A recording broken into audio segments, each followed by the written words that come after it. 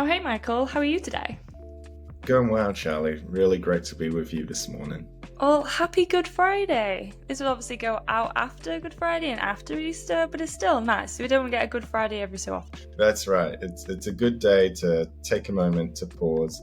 Immediately after this, I'm taking my young daughter down to the park. It's finally beautiful weather here in New York as well.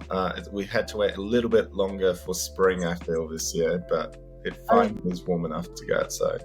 For context, both of us are not from America. We both come to America. We both live in the New York area, and the way I can describe the weather for the last 6 weeks is Manchester grey, rainy, drizzle, just misery basically. And it's going to be 27. It's going to be 80 plus on Saturday tomorrow, and I'm here for it. I'm ready. I think we all are. Absolutely.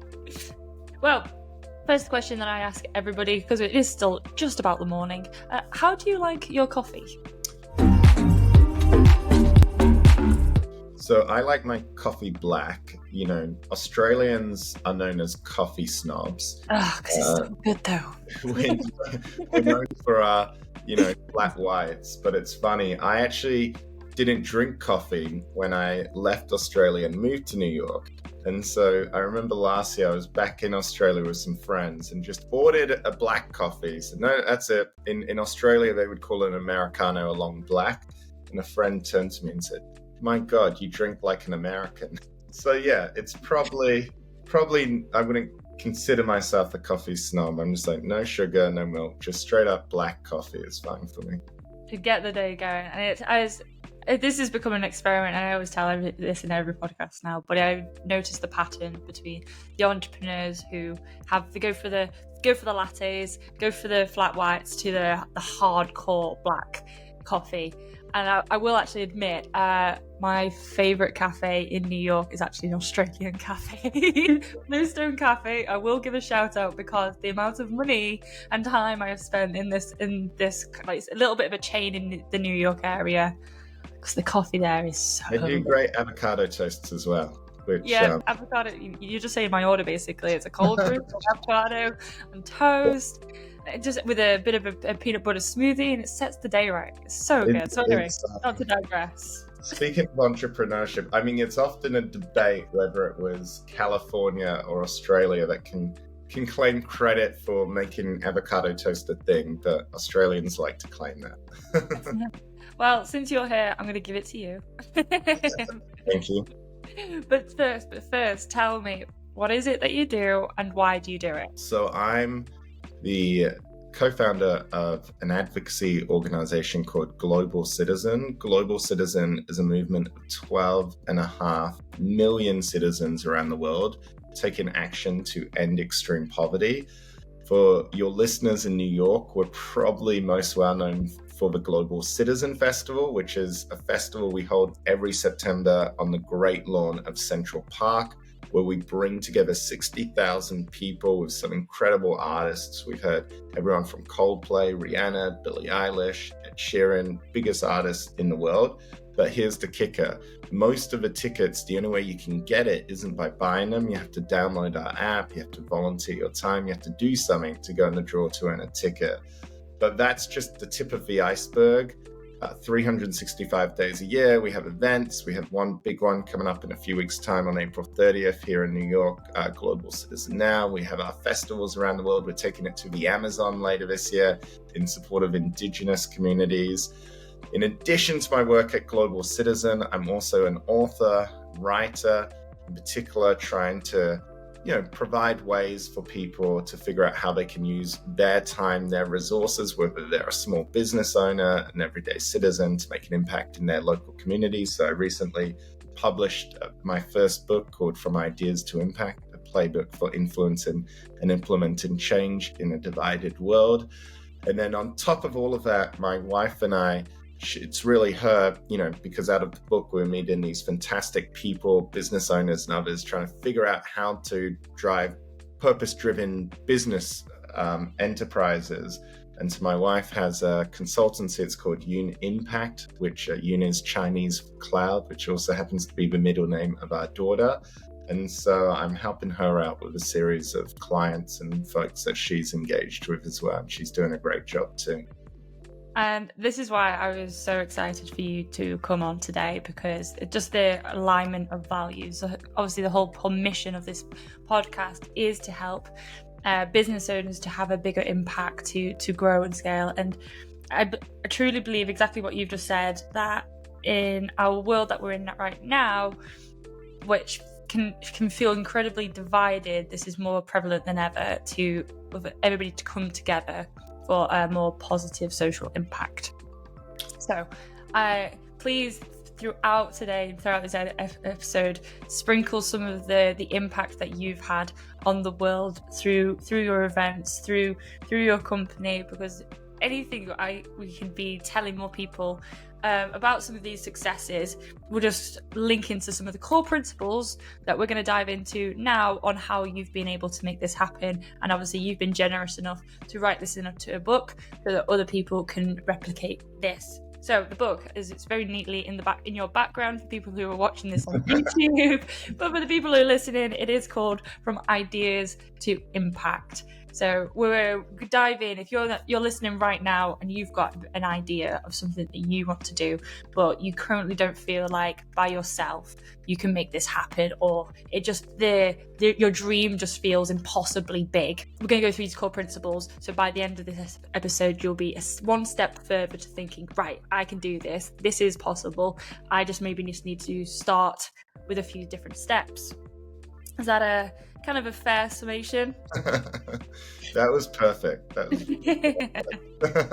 Well, how you succinctly do it, I'm going to say exactly how you succinctly say it on yours. It's key characteristics and strategies of a successful entrepreneur who bridge the gap between promises and outcomes. I just loved that sentence when we had our pre-call and when I was looking into everything that you were doing. I just thought, oh, that's it. That is exactly what we want to do and achieve here today. Well, I'm here for it. And look, the book's not just inspired by what I achieved at Global Citizen. And, we established this organization. We took it from a small group of volunteers in a donated office space in downtown Manhattan to, 17 full-time staff, a budget of more than $40 million. We've helped catalyze more than 40 million citizen actions around the world. Got many businesses involved as well, some of the biggest companies in the world we work with, and have helped unlock more than $40 billion for life-saving anti-poverty initiatives, which we estimate has in some shape, way or form touched more than 1 billion people, led to more billion life-saving interventions around the world. But I will say the book, as much as it's inspired by my own journey and the principles I've learned, really it's actually more the purpose-driven entrepreneurs, the citizen advocates, the everyday local heroes in their communities. And what I've tried to do is just distill these 8 principles across the board that I hope will serve as a practical guide for everyone. Because right now there's a real yearning to do something, but just many people don't know how. And my favorite quote is from Eleanor Roosevelt. I literally have this on a fridge magnet on my fridge that I look at every morning. It says, the best way to begin is to begin. And I genuinely believe if you can just give people a place to get started, a place to begin, then the momentum of their own action taking will take care of itself. Okay, perfect. So let's start there. Let's start at the beginning. What does that first step look like to start inspiring and influencing people? So there's a number of ways to begin, a couple of steps. The first is I'm very generous because when we were starting Global Citizen, I was a university student. We were trying to establish this campaign, establish this event. I didn't know anything about producing music festivals, by the way. And I remember most people would just look at you and say, okay, your early 20s, you've never produced anything, get out of here. Why should I help you? And I still remember there was just a few genuine people who liked the idea, who backed the idea, who got behind it, right? And they gave us our first shot, whether it was the first band that came on board, the first person who offered to donate her time to help us produce this event. But the key to getting those first supporters on board, you call it the early adopters, was actually having the idea, right? And this sounds straightforward, Charlie, and I know it sounds obvious, but it's amazing how again, I'm very generous of my time because of all the people who helped us. I have this spirit of wanting to pay it forward. And so when people reach out to me on LinkedIn, on Instagram, I will say, okay, let's have a chat. But it amazes me how often I chat to someone maybe for up to an hour. And in that hour, they're distilling everything that's wrong with a particular problem. Maybe they're focused on the amount of plastic in the ocean, illegal burning or deforestation in the Amazon, right? And what I try to encourage them is I say, that's the problem, right? And there's so many people focused on the problem. But the problem that we're just focusing on the problem is that if that's all you're doing, you're raising awareness around the problem, eventually no one's going to get excited. People are just going to feel disillusioned, defeatist. And right now, I genuinely believe people are crying out for solutions. So the first thing I encourage people is to envision the solution. Imagine what success looks like. What would be different in the world? What would be that idea? What would be that goal? And I give some examples in the book of how to identify good goals from your network. And I encourage people not at this stage to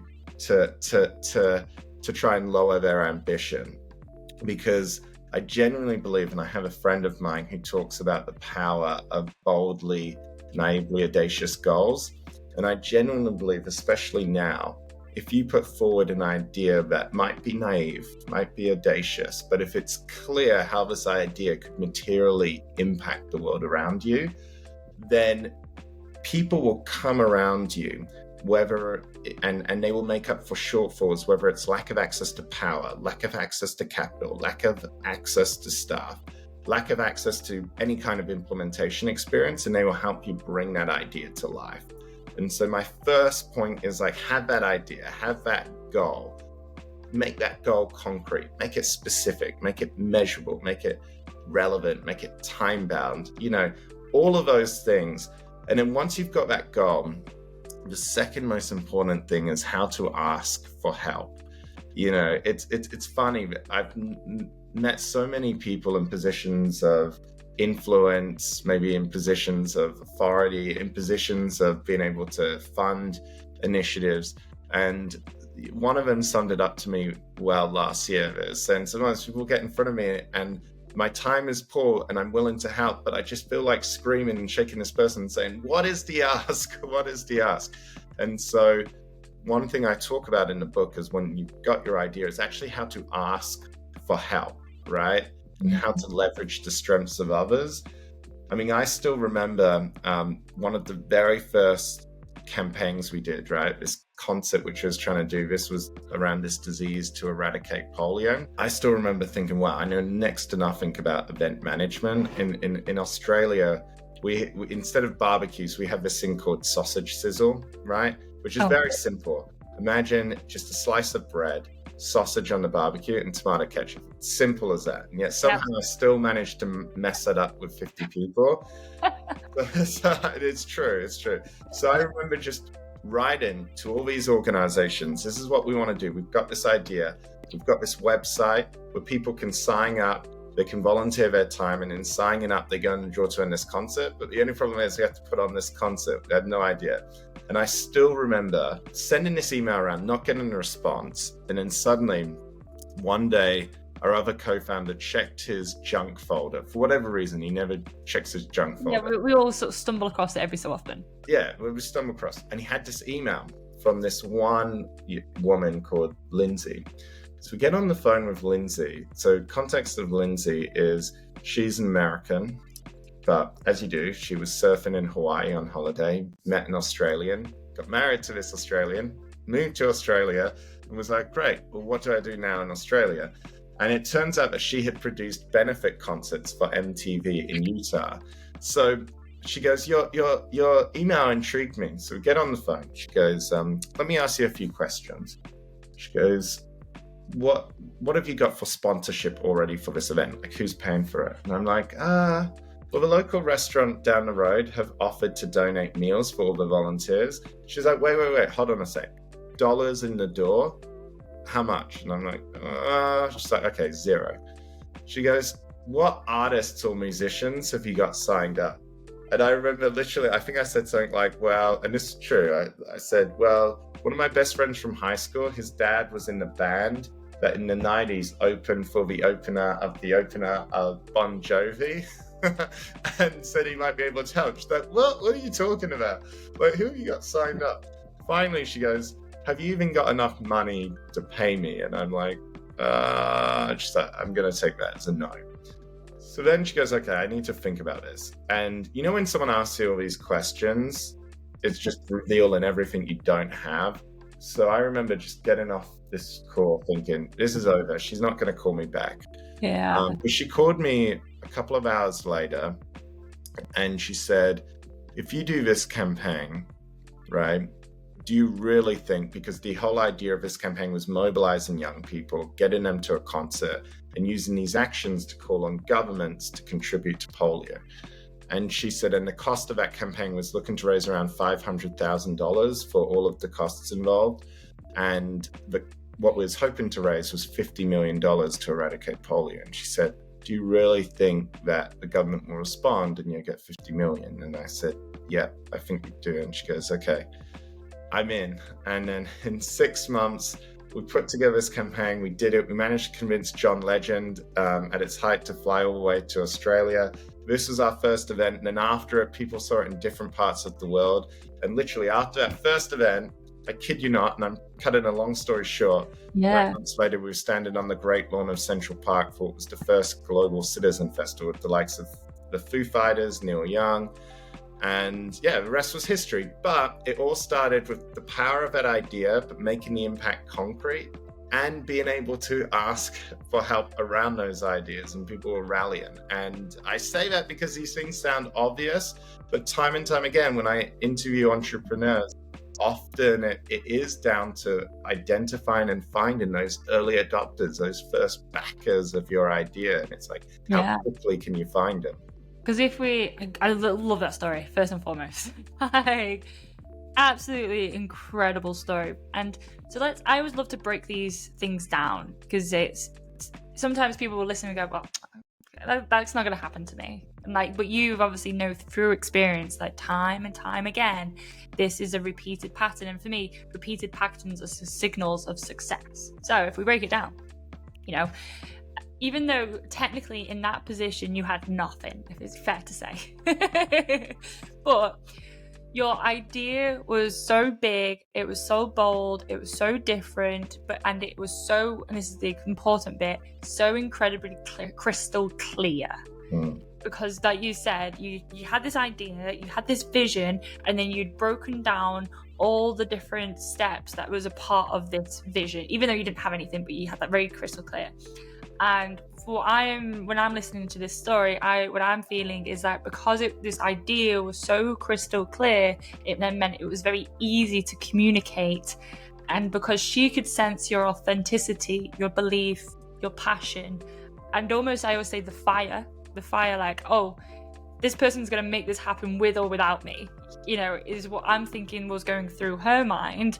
So she was, rather that 2 hours in between was establishing, did she want to be on this train or not? It's a very clear ultimatum, because you'd already painted out the roadmap. You already painted out, well, this is where we're going. This is the steps that's happening. This is where the end comes. Success, exactly like you said, is going to be. And she just needs to see if she envisaged herself on that steam train, it's going to go boom. And thankfully she said yes, and she was able to fill in some of those resource gaps that you were just missing at the time. And Charlie, I like the analogy of the train leaving the station, because I think often there's two types of supporters. I think there are those who, just when the train is about to leave a station, it's like, okay, this train's about to leave, but a train is leaving, and who will help you get on that train, help you get it moving. And in that case, Lindsay was one of those examples. But then there's another type of supporters, and you meet them, who will sort of hang back, and they want to see who else is on board. And in our world, very early on, when you were doing a concert, right, or any kind of event, you would find that most artists would say, oh, this is really interesting, but come back to me when you've got others on board as well, when you've got others locked in. And so the great percentage of those who will support you in many cases, they will only back the train once it's left the station. And the key is figuring out, well, who are those who are going to help you get the train leaving the station in the first place? And that's the real art. And that just takes, again, I cut a long story short. Yeah. That often takes so many conversations to find those people. Like, to get to her, I wrote so many emails, had so many rejections. And I often tell, I was speaking at a lot at universities last year with the book tour, but I would say, listen, it is true. 9 out of 10 people won't be those early supporters. And in some cases, those who you thought might be the early supporters, they won't be there as the early supporters. You might be surprised, but chances are you will also be surprised by those who you discounted and didn't think would be those early supporters and are. And then secondly, just to follow up on the point around clarity, because that is definitely key. One of my co-founders, he has this saying that when something isn't clear, when it seems foggy, when you're trying to articulate a goal, he goes, and I guess because it's Good Friday, so I'll give it a little bit of a religious phrase that he says, a proverb.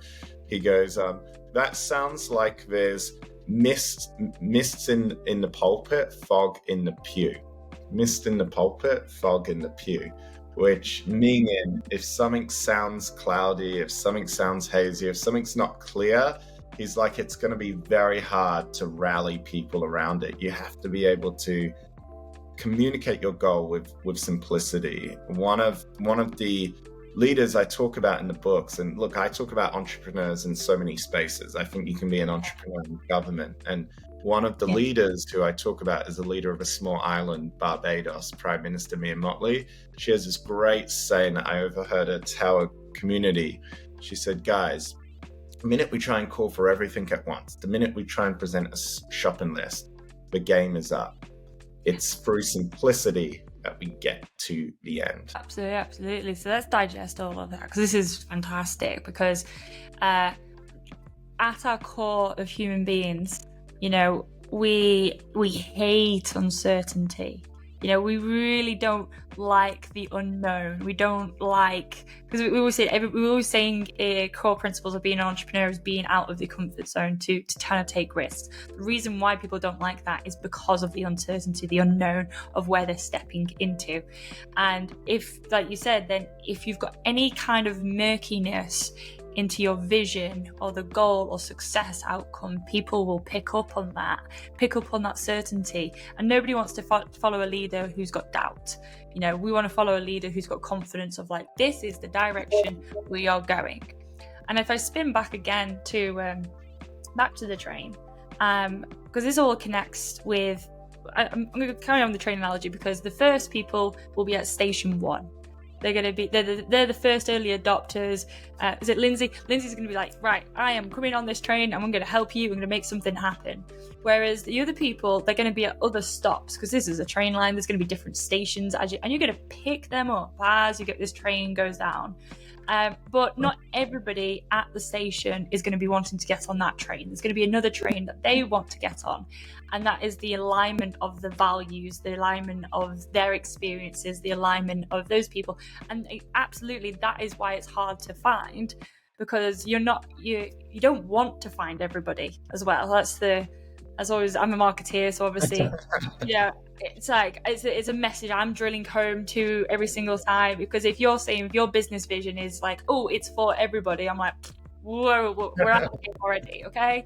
Like, we only need to pick up our people, we need to pick up our tribe, and then that tribe will get bigger, and that tribe will expand over time. But you've got to get on that train, start that train, and you've got to be incredibly specific of where that train's going for its end point. Is that fair to say? No, I think that is fair to say. And look, knowing your audience is key, right? And one thing I often find is people, won't be able to distinguish, if we again continue with this analogy, won't be able to distinguish between the different types of passengers or the different stations and passengers at different stations. And it is different messages, right? But one thing on your point on clarity, I think whilst you need clarity of vision and the goal, and that is key, because I sometimes ask people saying, well, I'm very clear on the impact, right? And if you can articulate that with clarity, that's great. But they say, well, I'm not so sure about the journey, how to get there. And that's okay. That's okay, because I think what people are looking for with that confidence, as you said, from the visionary, and I talk about this in the book, different types of policy entrepreneurs, and I break it into 3 different types: visionary, diplomats, and implementers. But with the visionary, that is so key with the actual idea itself, the clarity of that idea, right? Because part of it, if you can communicate that in precise terms, then you will find people who will come up and help you with those shortfalls. But also often part of this is knowing what you don't know and being able to articulate very clearly what you need help with.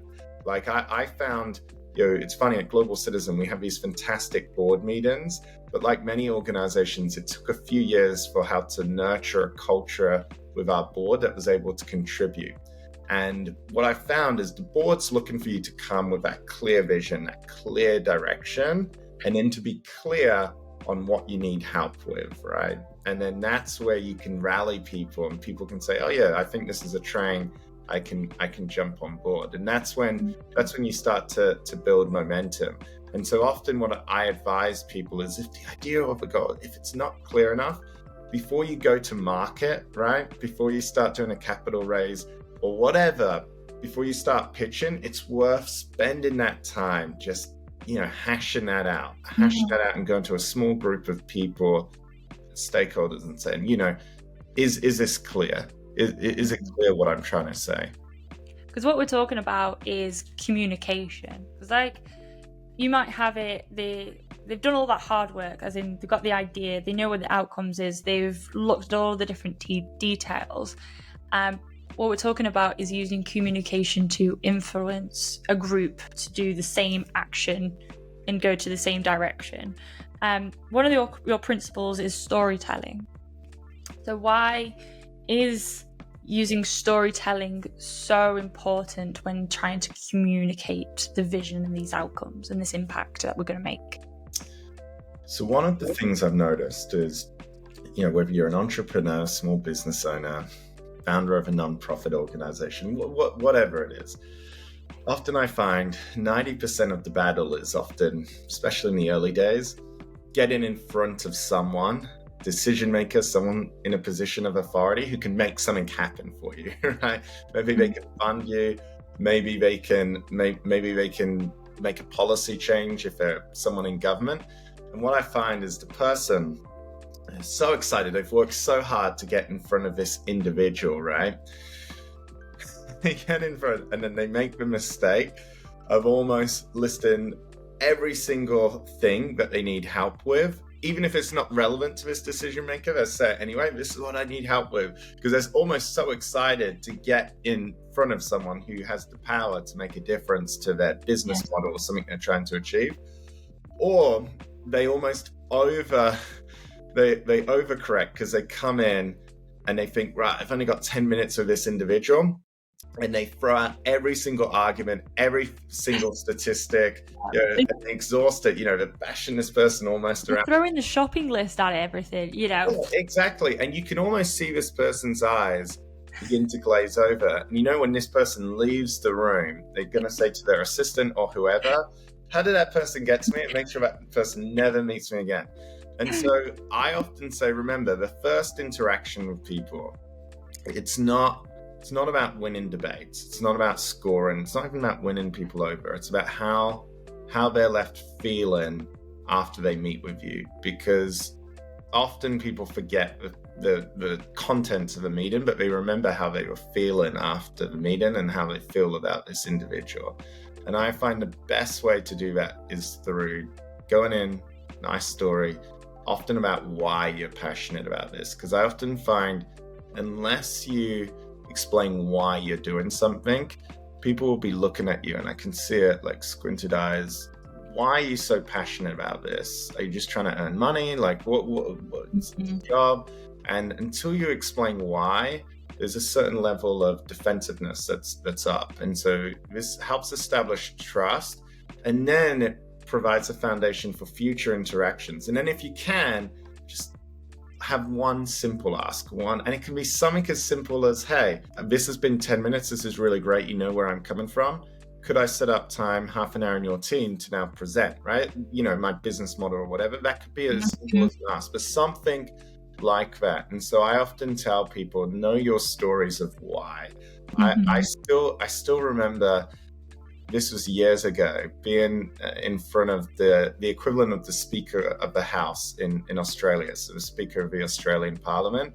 And I remember we didn't see eye to eye on most issues. I remember coming in and I could feel I was losing her by talking about this issue. And in the end, I just decided to take a step back. I said, Madam Speaker, let me explain why I'm doing this. And I told a story about at school where I was very shy, was bullied at school, didn't have much confidence. And then the difference this one teacher made in my life. And the reason why I was doing what I did is because I felt everyone should have access to great teachers and opportunity.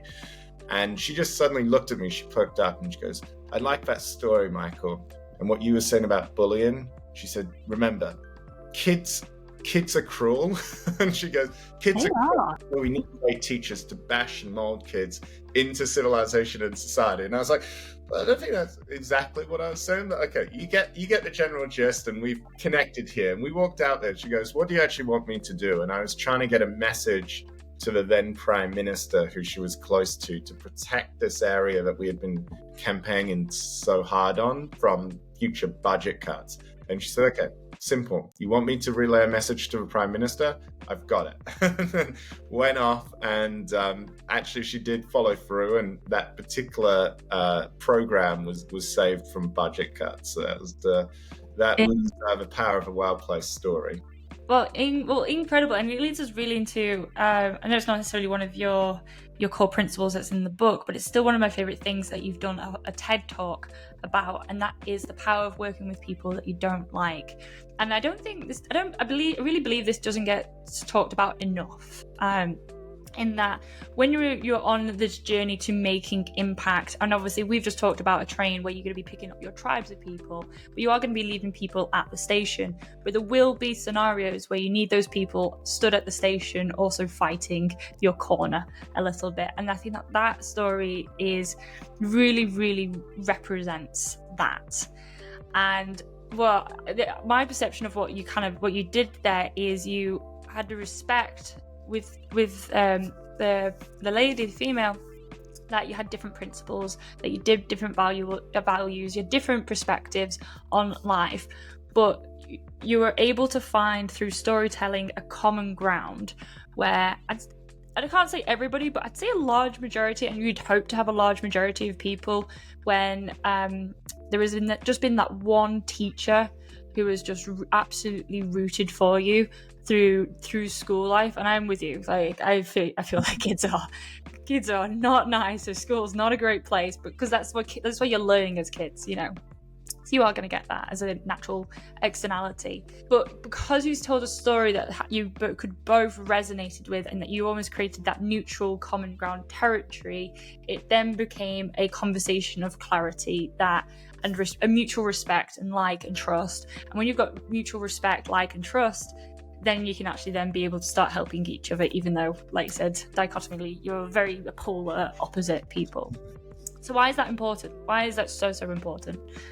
So when I was writing the book, I interviewed dozens of entrepreneurs in different walks of life, entrepreneurs in nonprofit, advocacy, business, purpose-driven organizations, governments. And they might have all had different ingredients as to the sources of their success, but one common denominator, when I asked them, one thing that they all had in common was creating change required working, interacting, engaging with people they didn't always like or agree with. And to give you one example, and I love this example because it ties in with all of the other elements that we've been talking about. What a great place to end the podcast. We're going to put a big bombshell of tying everything together. Please. I'm excited and ready. Policy goals. So in 2018, Global Citizen had been asked by the family of Nelson Mandela to come to South Africa. And they said, listen, this year will mark what would have been the 100th birthday of Nelson Mandela, right? And they said, we want you to do a campaign that gets people involved in issues that will resonate with the community. And to top it off, this will culminate in a big music festival, right? So we managed to get, over time, some of the biggest artists in the world, Oprah Winfrey, Beyonce, Jay-Z, you name it, they were there to come to South Africa. And we were announcing this campaign. When we announced it, there were 3 phrases that was trended online on social media. One was Mandela 100. Secondly, it was Beyonce, because of course everyone loves Beyonce. Oh. Of course. The third was this phrase, "It's bloody time." And no one had any idea where this was coming from. Our team was like, hey, where's this coming from? And some people said, well, who's using our own tactics against us, because they're kind of disrupting our launch, right? And hijacking on our coattails. So I found the organizers of this hashtag. And 2 of them, it was these young women. They were the young women advocates. They were from the townships outside Johannesburg in South Africa. And these young women had gotten together with a group of other young women, adolescent girls, teenage girls, and they had, bonded together online to try and get our attention, to try and meet with us. Again, asking for help. And this was their method of asking for help. So I said, okay, what can I help with? And I remember they said, well, Michael, like in many societies, one of the things that holds back girls from achieving their potential is the fact that when we get our periods, often many of us can't afford period products, sanitary pads, napkins, etc. And they said, in fact, it's a tragedy that some girls, millions of girls across the country, lose up to 60 days of school a year because they lack something as basic as period products, right? And they said, this is a tragedy. But we have some simple solutions. Again, know your goal. I said, well, what are you trying to change here?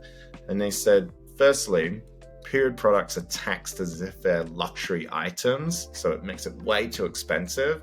There's no reason for them to be taxed. So we're asking the government finance minister to drop to 0 tax rate. Which it should be. Which it should be. In many parts of the world, it already was. And then they said the second one is in schools across the country, particularly in lower income neighborhoods. They said, if you go into a bathroom, why aren't there period products available there for free? Why not make it accessible? There's no reason for the government. It's a low cost. So I said, okay, very clear goals, drop the tax rate and make them available for free in schools in poorer neighborhoods. Perfect.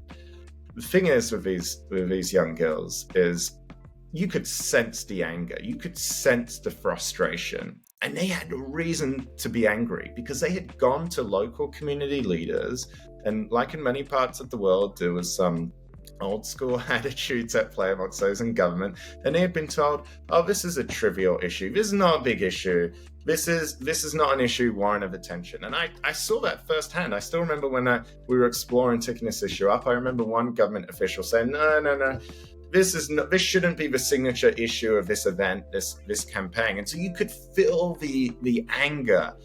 But you know what? The amazing thing about these young women is that they were also deeply pragmatic. They were able to put their anger in check, and they were able to sit down with government, often for grated teeth at little comments that would be said. They were able to find unlikely allies in government, also amongst young men and boys. They did role-playing exercises to try and recruit unlikely champions. And together, we made this a signature issue. I think we mobilized thousands of people raising their voice on this issue. At one point, we had 1,200 people taking an action every hour for a total of 5 million across that campaign. This is people ringing up the Treasury Department, sending emails to their local elected officials. I still remember they walked in to this meeting with this minister with this big petition like this that was so thick. They slammed it down on the table shook. Anyway, the short end of it is when we had Oprah Winfrey on stage just before Beyonce, the president came on stage and he said, I've heard the cry and the call of the girl child at this southernmost corner of Africa. I will respond to this and I will pledge.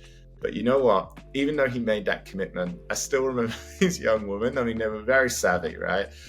They said, yeah, okay, we've seen this before, but how do we turn promises into action, right? Ideas into impact. Yep. Yeah. That was half the battle. Just him coming up on stage and saying, I'm going to pledge this. That's half the battle. That was a promise, but that's still not the desired outcome. Exactly. And so working with people we don't always like, they said, you know what? We're going to put together a committee. This is going to be ours, not government, but we're going to invite government to it. We're going to invite the private sector. We're going to invite all these people to this committee, and we're going to track this pledge. And we're going to come in every month and say, how are we going? Where are we going? And we're not going to point the fingers. We're going to say, this is our goal. Where's our shortfall? And they tracked that, and they made sure money flew into budget line items. Those budget line items went into the appropriate schools who needed assistance. And it was 2 steps forward, 1 step back constantly. Like, it wasn't perfect. And there was this magical moment where, again, you asked for help. When it came to the tax rate, one of the people they reached out to was actually the finance minister. And unfortunately, his finance minister, he passed away last year, but he was a true policy entrepreneur. He actually responded and he said to one of these women, and by the way, these women were remarkable. One was called Nikazola Nwandwe. The other one, I still remember, she introduced herself, Candice Chua, she introduced herself to me as the Minister for Menstruation. And I said, is that a formal government? Are you actually the minister? And she said, no, just sometimes when no one else is going to give you what you want, you have to just go out and claim the title and describe yourself and be part of the solution. But they reached out on social media. This minister actually did reply. Again, early adopters, he goes, what do you actually want me to do? He said, drop the tax rate. And he goes, okay, I think I can do that. And when he passed away last year, they said this one minister responded and changed their life forever. But through that campaign, through reaching out, having clear goals, asking for help, being willing to work with people you don't always like or agree with, in the 6 years or so, 7 years since I first met them, that something like 4 million girls have had access to period products who might not otherwise had access. And just maybe for some of those girls, that was the difference between staying in school and dropping out of school. And that was the impact they had. What a legacy. What an absolute impact legacy. And I'm in awe of them. I want to meet, because not just telling the story, I want to meet them, I want to help them. I'm sat here itching, going, like, they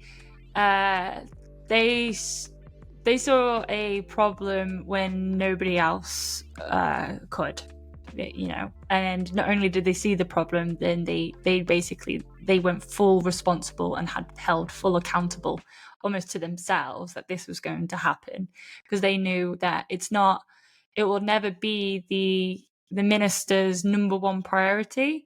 Every single person is busy with a long list. And so they knew it was going to be their priority, their responsibility, their accountability. And so they were going to make sure that was going to make sure it always stayed at the top of the minister's list, to just inching it forward bit by bit, incrementally over time, until, like you said, it happened. And for that work, 4 million girls were in a far better position than they would have been. And they got the early adopters, like, you know, they came to us, for instance, and they used us to get to the ministers. Yeah, it was very effective. But anyway, that ties away, and it also ties away all the points we've been mentioning, but it also comes back to the saying, no one can do everything, but everyone can do something. And I think it's the role of entrepreneurs. Figure out what you're good at, figure out your sweet spot, and then how you get others around you. On that note, I think that's a brilliant place to end today's podcast. Now, if people want to go and buy your book, read the core principles, start applying and get to their life, and also helping and supporting you, Michael, where can they find you? Where can they buy the book? Where can they get started and begin? Yeah, so the book's available. It's on Amazon, it's on Kindle. It is also on Audible as well. Apparently, if you listen to it at 1.6 speed, you can listen to it under 4 hours, which apparently is a selling point for some. You can also find out other bookstores at michaelsheldrick.com/book as well. And I'm on Substack. I run a newsletter. You can also find me on Instagram at Mick Sheldrick, or LinkedIn as well. Would love to hear from people. I'm writing a bonus chapter right now called The Innovator. Really bringing together more stories that I've heard. So if something's resonated with you, if you think actually this is an additional point or this is a story that validates that, would love to hear from you. Get in touch. Thank you so much. Everybody, I implore you to get in touch with Michael. It will just make an incredible impact on your life. So thank you for your time today, and I'll look forward to speaking to you soon.